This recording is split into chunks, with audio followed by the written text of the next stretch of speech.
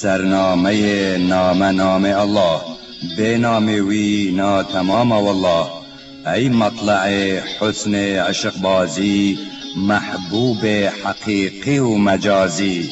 نام تیا لوح نامه عشق، اسم تیا نقش خامه عشق.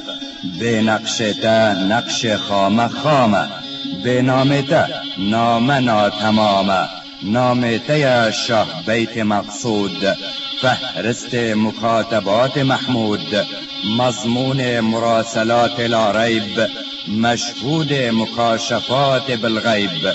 محبوب قلوب من له القلب، قلبان تو دکی بوا خوب جلب. معشوق توی بفخر و نازی، عاشق توی لک به نیازی. مطلق تو مفید و مستفادی، به شبه و مرید و هم مرادی. نوری تو ده حسن روی دلدار، ناری تو ده قلب عاشق جار. شمعی نج قسم نور و ناری، شمسی جعیان تو پردداری. گنجی تو دنیو طلسم عالم، کنزی تو عیان ج اسم آدم. اف عالم و آدمی و مشهود، اف ممکن و ما سوای موجود. همیان بتی مداره و دبر، فیاض ریاض خلق والامر. امرتا بلفظ کن دو عالم، موجود کرن غرض چه آدم.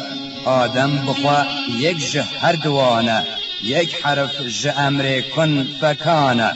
او حرف حقیقتا محقق، هم امر بقدرتا تا هم خلق. اشباح مرسم جناسوت، ارواح موسم بلاهوت. اف روح و جسد بجبر و اکراه، تزویج بوین به امر الله. ناسوت اگر چه رنگ سفاله، لاهوت جپرتوا جماله.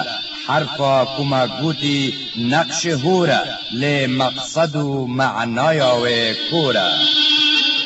ظاهر تا اگر نمای صغرا، باطن او نقش خام کبرا.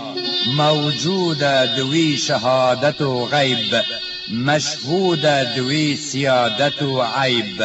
انسان بخوا هم ظلام هم نور، آدم جتا هم قریب هم دور. هندی وکو جنس عالمین، او تابع نوع آدمین. افرنگه فلک همی معظم، افچنده ملک همی مکرم.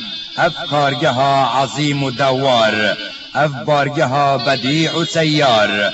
اف چنده زمین دگل عناصر، اف رنگ عرض دگل جواهر. اف چنده نعمت و نفائس، اف رنگه مأکل و ملابس. اف چنده مدعا و مطلوب، اف رنگه مشتهى و محبوب. حیوان و معادن و نباتات، مطلوب و مقاصد و مرادات. بالجمله جبو مرا لکارن، فی الجمله جبو ما بردبارن. حقا کتا خوش نظام و رونق، ترتیب کرن جبو ما الحق. ام غافل و عاطل و گنهکار، ماین د قیدا نفس امار. نین ما د قلبی فکر و ذکرک، ناکن بزبانی حمد و شکرک. خانی کو نهن بقلب ذاکر، باری بدوی زبان شاکر.